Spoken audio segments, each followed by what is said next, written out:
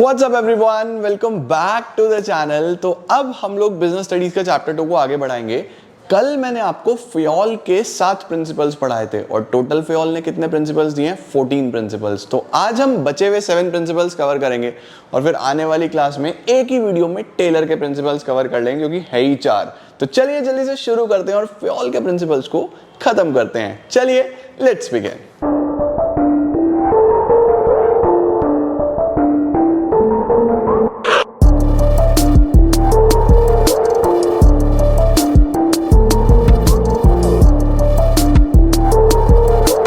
आज हम स्टार्ट करेंगे। पहला जो प्रिंसिपल हम पढ़ने वाले हैं वो है centralisation and decentralisation.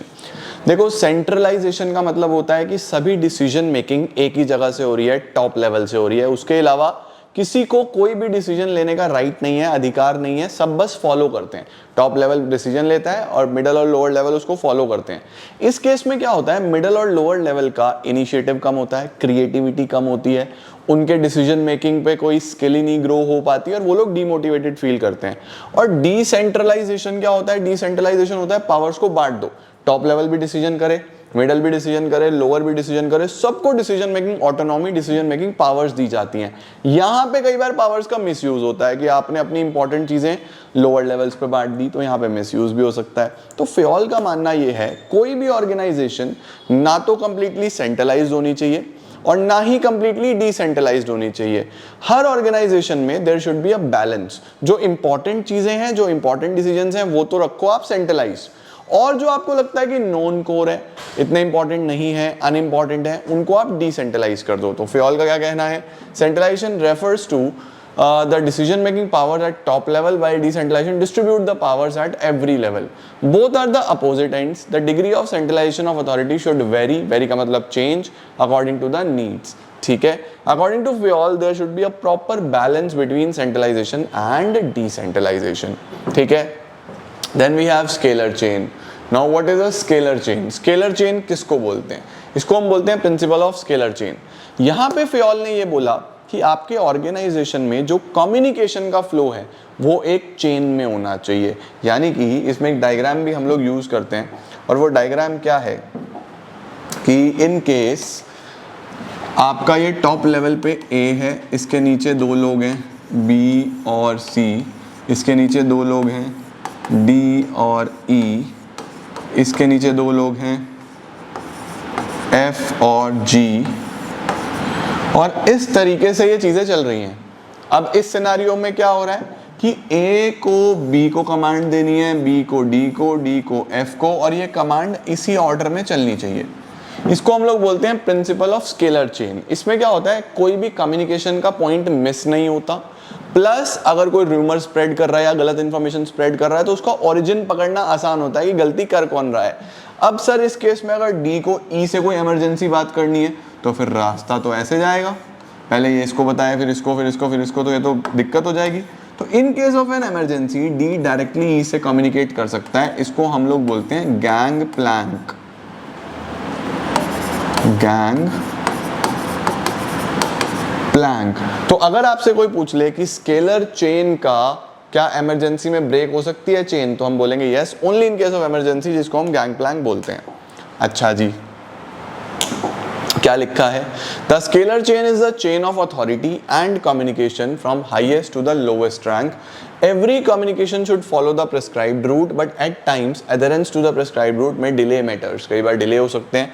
फियोल felt the departure from chain is sometime necessary to make communication fast and effective. तो आपको याद रखना है कि चेन को ब्रेक अगर करा जाए तो उसको क्या बोला जाता है? Gangplank. ठीक है, और वो डायग्राम बना के आना।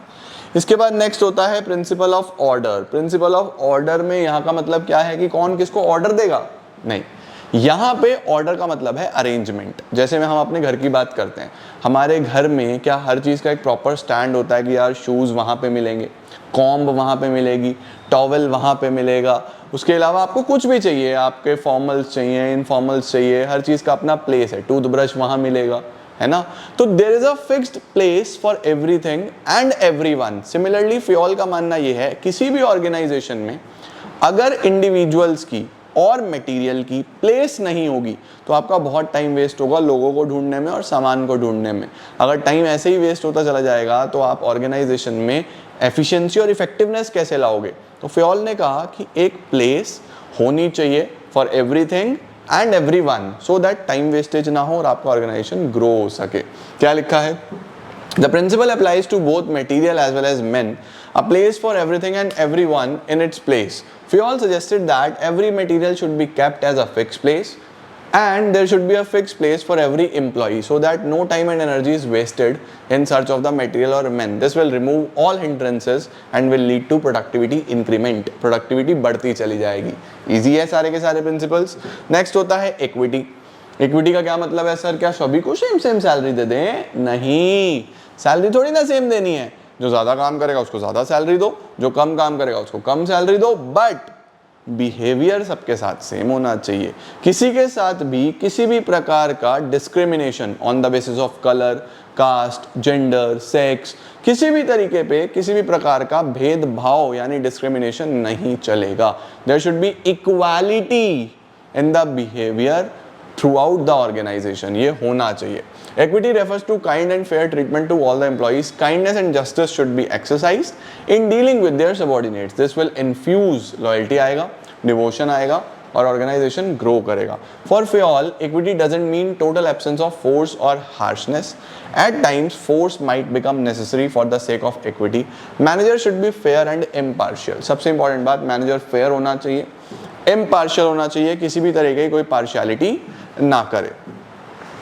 Stability of personnel. What is stability of personnel? Stability of personnel का मतलब होता है, देखो स्टेबिलिटी का मतलब स्टेबल रहना, पर्सोनल का मतलब number of persons working in an organisation.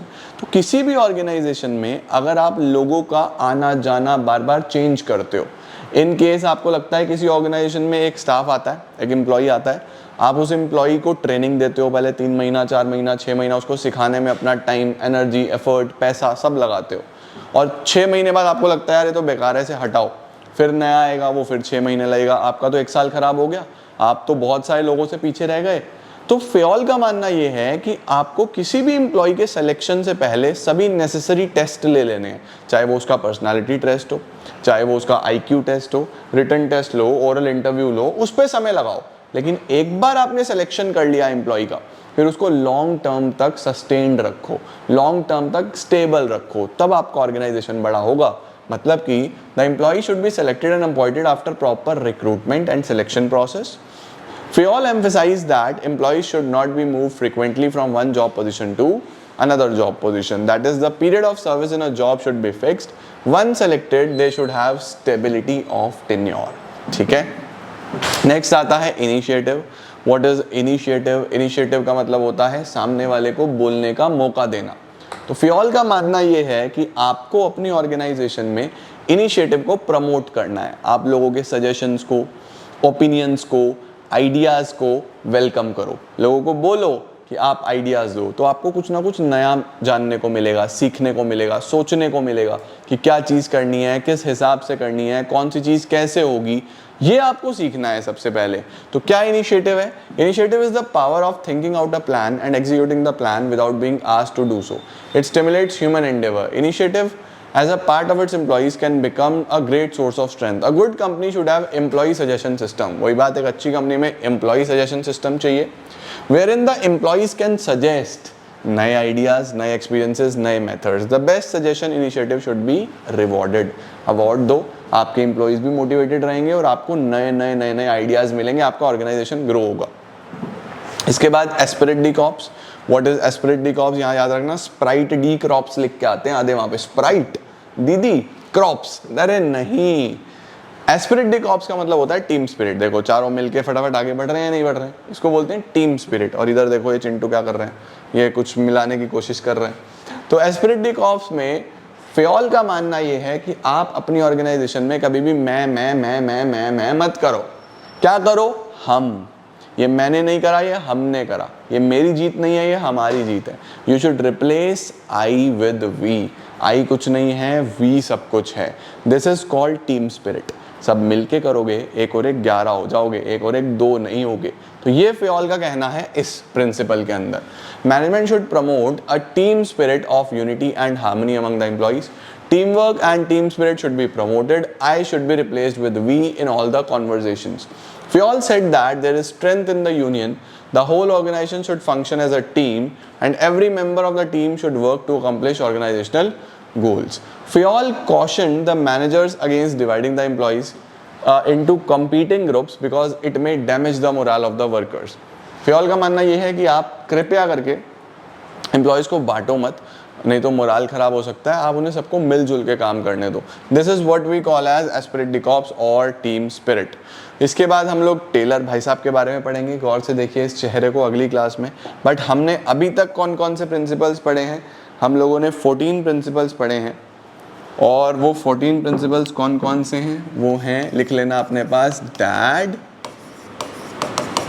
Pepsi, pieces, रू। तो आपको कैसे याद रखने हैं? डैड, पेप्सी, पीसेस, रू, डैड, पेप्सी, पीसेस, रू, डैड, पेप्सी, पीसेस, रू। डी से आता है आपका डिवीजन ऑफ वर्क, जिसमें ये बोला गया है कि काम बांट के चलो। ए से आता है authority and responsibility, authority and responsibility. फिर डी से आता है डिसिप्लिन। पी से प्रिंसिपल ऑफ ऑर्डर। फिर अगले पी से प्रिंसिपल ऑफ इक्विटी। फिर अगले पी से principle of scalar chain. E से एस्पिरिट डी कॉर्प्स। एस से subordination of individual interest to general interest. I से इनिशिएटिव। सी से सेंट्रलाइजेशन एंड डिसेंट्रलाइजेशन। एस से स्टेबिलिटी ऑफ टेन्योर। आर से remuneration of employees. U से unity of command, और दूसरे you से यूनिटी ऑफ डायरेक्शन। तो आप लोगों को ये 14 के 14 प्रिंसिपल्स एक कॉपी में मुझे लिख के, सारे लिख के दिखाने हैं, कमेंट सेक्शन में लिखने हैं। जब तक ये डैड, पेप्सी, पीसेस, रू याद नहीं हो जाता तब तक मज़ा नहीं आएगा। और मैंने आपको सभी का मतलब बताया, बहुत इंटरेस्टिंग है, बहुत अच्छे हैं। तो होपफुली आपको ये क्लियर हो गए होंगे। इन्हें अच्छे से देखो। फ्योल वाला पार्ट इज ओवर। इसके बाद हम बढ़ेंगे टेलर वाले पार्ट की तरफ और चीज़ें खत्म। एंड सेकेंडली हम लोग फटाफट सारी चीज़ें कंप्लीट करते चले जाएंगे, तो मेरे साथ साथ करते रहना, सो दैट बाकी सब्जेक्ट्स में आपको प्रॉब्लम ना आए। All the best everyone, I am gonna see you all super soon. Till then take care, bye bye, keep growing and keep glowing.